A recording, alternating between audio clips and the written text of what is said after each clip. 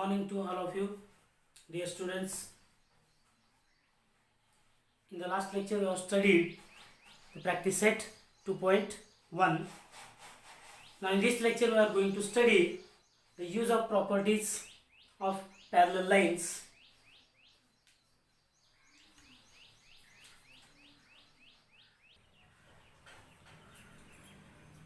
Now, let us study the properties of a triangle by using the properties of parallel lines, which is the sum of measures of all angles of a triangle is a 180 degree. Let us to prove this property by using the parallel lines, using the properties of parallel lines. So here the sum of measures of all angles of a triangle is 180 degree. It is to be proved. For that, draw a triangle, any triangle. Suppose it is a triangle A, B, C. Now write here the given statement.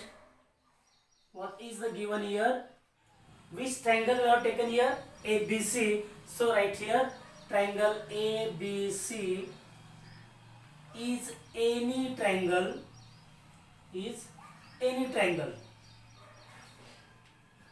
कुठलाही एक triangle आपण घेतलं ABC. Then to prove, what is to prove here? So sum of all angles of this triangle is 180 degree. So angle ABC plus angle BAC plus angle ACB is equal to 180 degree. It is to be proved. For that, here we have to use the properties of parallel lines. For that, make a construction here. Draw a parallel line through the point A to the BC. So here, write the construction.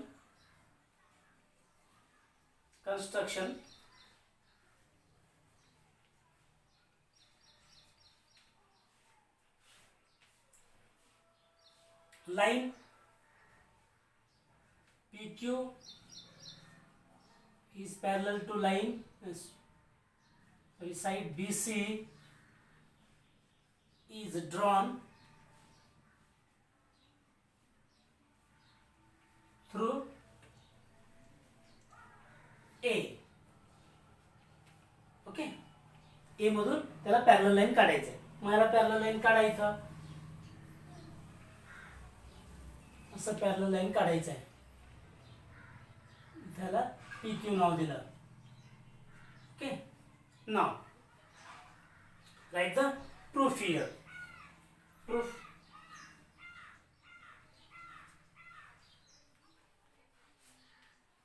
now look here, these two lines are PQ is parallel to BC.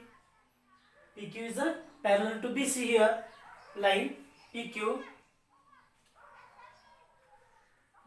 PQ is parallel to segment BC and मग एकदा हा transversal घ्या. मग त्याचे हे दोन्ही alternate angles congruent दाखवा. पुन्हा एकदा हा ट्रान्सव्हर्सल घ्या. परत हे दोन्ही अल्टरनेट अँगल्स कॉन्ग्रुएंट दाखवा. ओके, मग आता ही पूर्ण लाईन आहे PQ. PQ चे पूर्ण लाईन जे आहे ते पूर्ण लाईनचं बेरीज 180 डिग्री असते. This angle plus this angle plus this angle is equal to 180 degree. मग आता हे अँगल आणि हे अँगल कॉन्ग्रुएंट असल्यामुळे याच्याऐवजी हा अँगल घ्यायचा आणि हे दोन्ही कॉन्ग्रुएंट असल्यामुळे याच्याऐवजी हा अँगल घ्यायचा. म्हणजे या तिघांचं बेरीज 180 होतंय. Okay, so here and segment AB is a transversal. Okay, therefore angle ABC is equal to angle PAB. Write this as statement 1 and write the reason here. Alternate angles. आता बघा, या साईडचा एक अँगल आहे, ह्या साईडचा एक अँगल आहे. हे दोन्ही अल्टरनेट अँगल्स होतात. रिझन लिहायचं alternate angles. Alternate angles. Okay, then again this one is transversal. So line PQ is parallel to segment BC and segment AC is transversal. Okay, then again write these two angles are congruent, alternate angles. So angle, what? Which angle? ACB. ACB is equal to angle QAC. QAC. Say this as statement 2 and write the reason here. Alternate angles. Alternate angles. Okay, आता बघा हे दोन्ही alternate angles आहेत. मग आता काय करायचं आपल्याला तिघांचं बेरीज करायचं आहे. ओके,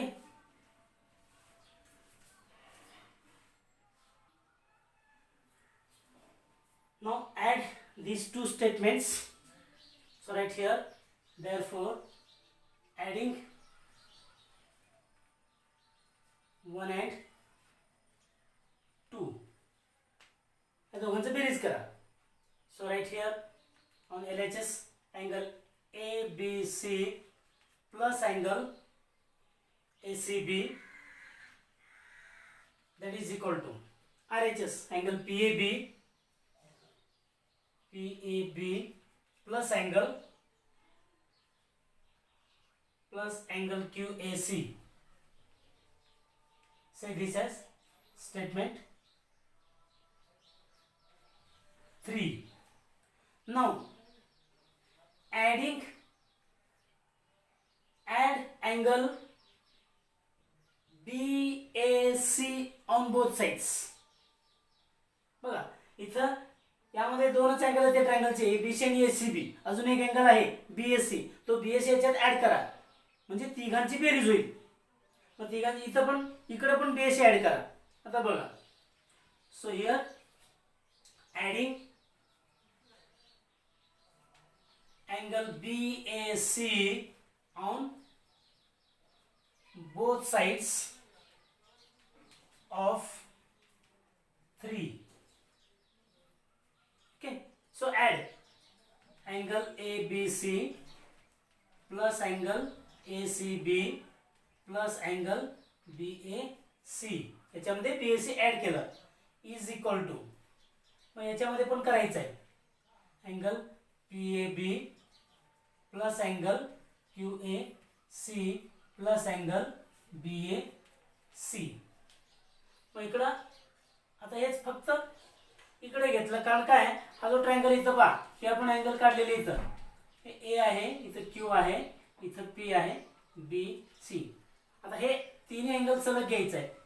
PAQ BAC आणि QAC सलग घेण्यासाठी हा मध्ये घ्या angle PAB plus angle BAC plus angle QAC. आता बघा, आता या ठिकाणी ह्या दोघांचं जे बेरीज आहे PAB प्लस BAC, तर असा हा जो अँगल आहे इथं APQBC याच्यामधलं बघा PAB हा अँगल आणि BAC हा अँगल, या दोघांचं बेरीज म्हणजे कुठला अँगल होईल? या दोघांचं बेरीज म्हणजे बघा PAC हा पूर्ण अँगल होईल. या दोघांचं बेरीज म्हणजे PAC. म्हणून या दोघांचं बेरीज इथं काय करा PAC लिहा. अँगल PAC प्लस हे आहे तसं लिहिलं इथं अँगल QAC. मग याला रिझन लिहायचं इथं. आता आपल्याला काय करावं लागणार आहे? रिझन लिहावं लागणार आहे. काय रिझन लिहिता? सो हे write the reason into bracket लिहायचं पुढे, याच्या पुढे घ्यायचं आहे.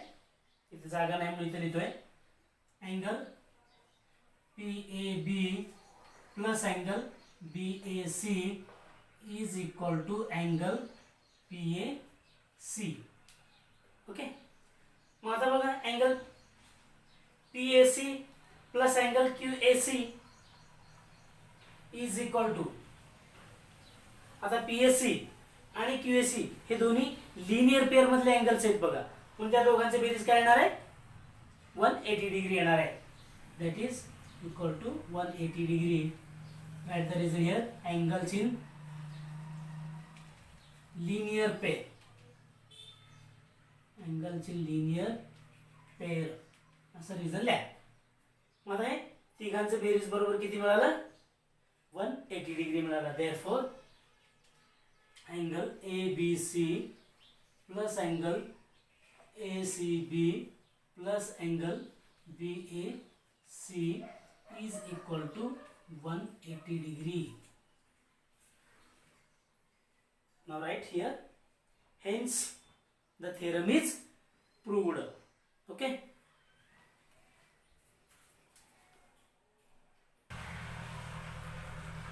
let us study the tests for parallel lines.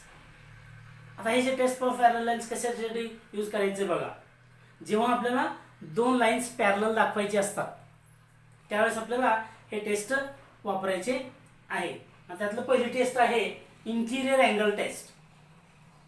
What is the interior angle test here? If interior angles formed by a transversal of two distinct lines are supplementary then the two lines are parallel.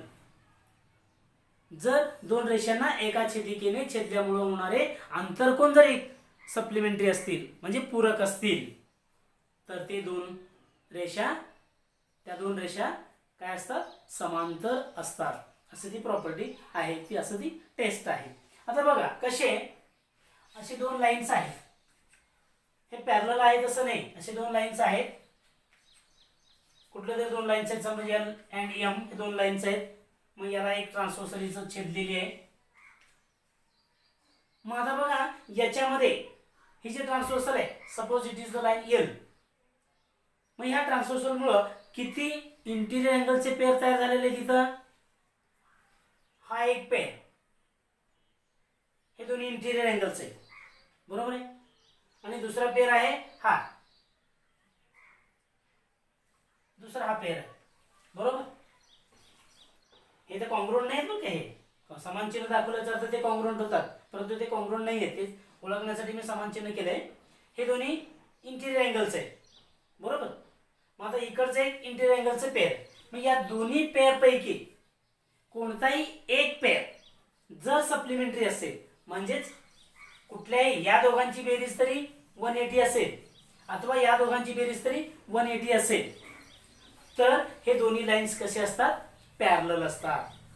मग हे दोन line parallel दाखवण्यासाठी आपल्याला काय करावं लागणार इथं?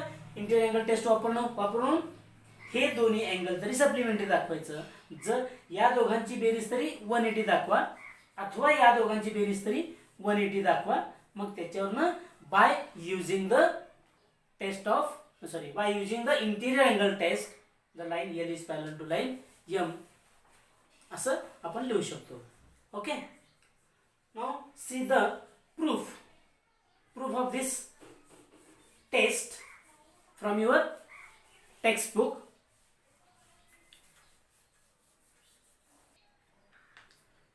Now look at the second test here, alternate angle test. If a pair of alternate angles formed by a transversal of two lines is congruent, then the two lines are parallel. बघा, जर दोन रेषांना एका छेदिकेने छेदली असता होणाऱ्या आंतरकोनांची एक जोडी जर एकरूप असेल तर त्या दोन रेषा समांतर असतात. असा तो टेस्ट आहे, कसोटी ज्याला आपण म्हणतो. ओके, आता इथं a pair, how many pairs of alternate angles are formed when two lines are intersected by a transversal? There will form two pairs of alternate angles. Out of these two pairs of alternate angles, if any one of the pair of alternate angle is congruent, then the two lines are parallel to each other. Suppose here the two lines are there these are the two lines, and this is the transversal. The two lines are L and M. The transversal is X, and this transversal intersects these two lines at two distinct points. So here, suppose the two distinct points are A and B. The two lines are PQ and RS. These are the two lines. Okay. Now here, and this line is this one is DC. Line X is a DC. आता इथं बघा, alternate अँगलचे किती pairs तयार होतात? दोन pairs आहेत. हे दोन्ही मिळून एक. इकडचा एक हा अँगल आणि इकडचा हा अँगल. पुन्हा इकडचा हा अँगल आणि इकडचा हा अँगल. हे दोन्ही अल्टरनेट अँगलचे पेअर्स आहेत. मग या दोन्ही पैकी एक पेअर जर कॉन्ग्रुएंट असेल, आता बघा याचा अर्थ एक पेअर कॉन्ग्रुएंट असेल कुठलाही, एक तर दोन्ही पेअर कुठले आहेत बघा, एक तर PAB, angle PAB is congruent to angle, हा अँगल कुठला आहे ABS. अथवा दुसरा पेअर कुठला आहे बघा, QAB, angle QAB is congruent to angle कुठला, हा अँगल ABR. आता या दोन्हीपैकी एक पेअर जर कॉन्ग्रुएंट असेल तर या टेस्टनुसार, अल्टरनेट अँगल टेस्टनुसार ते दोन लाईन्स कसे असतात, पॅरलल असतात. Okay, understand? And then the proof is there in your text book. So see the proof and write down in your notebooks.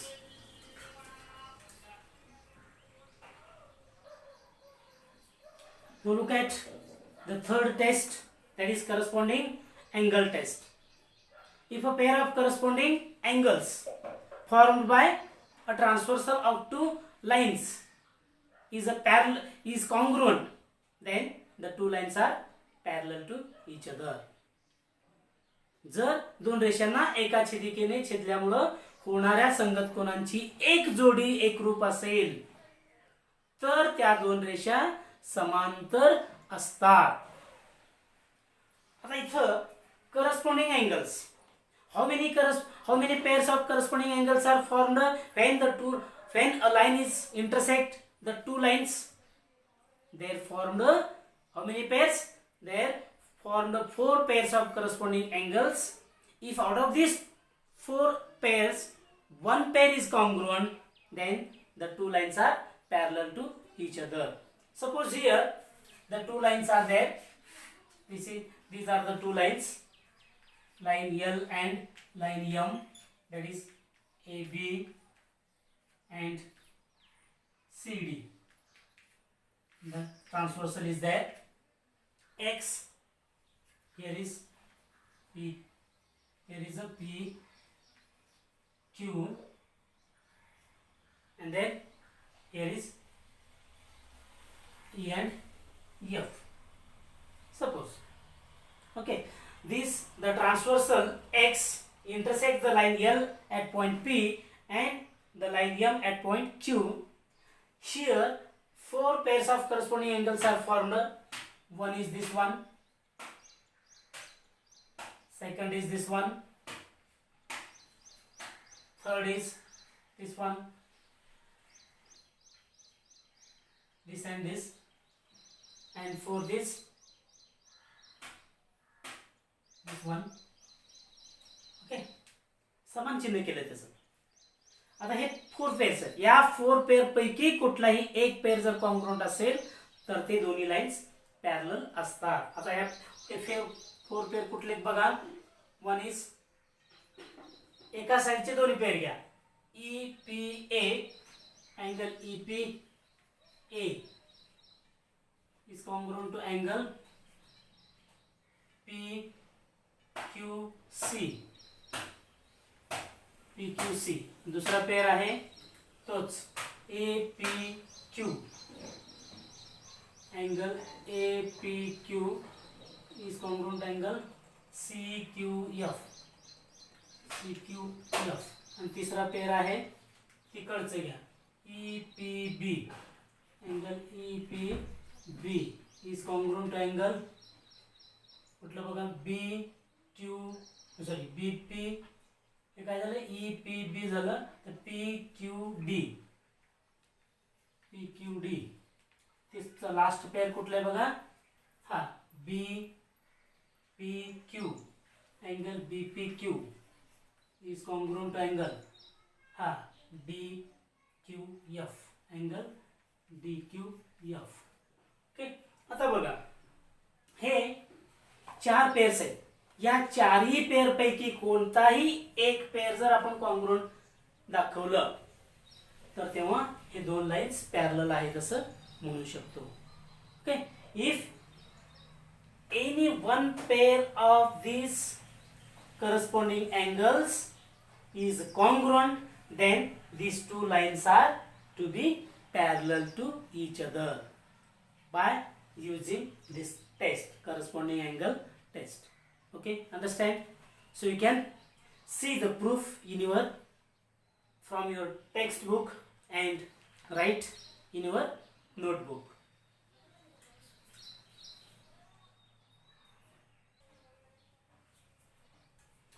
Understand? So I hope that all of you understood these properties. So in the next lecture we will study the examples based on these properties and the tests of parallel lines. So thank you.